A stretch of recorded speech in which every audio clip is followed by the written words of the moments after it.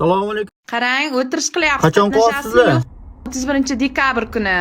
Bo'ldi, nima ovqatlar qo'yapsizlar? Birinchisiga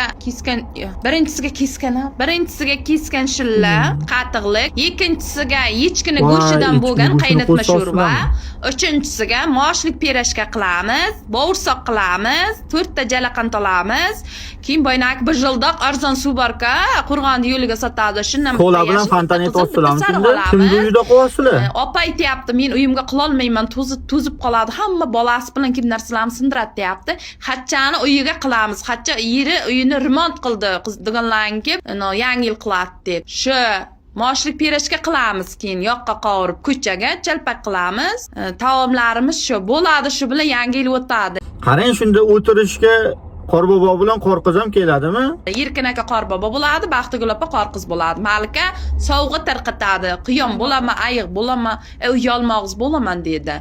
Keyin kolonka qo'yamiz nimani o'rtasiga, balon yoqamiz, ichiga 4 ta o'tin tashab, shu bayram qilmoqchimizda. Qo'shilitganlar bo'lsa, hozirdan o'qisin, respiska qilamiz. O'tirishga qatnashayotganlar shunda nima olib borish kerak? Baxtigul opa mosh olaman deyapti. Mosh 10 boynagi qatiq menan deyapti.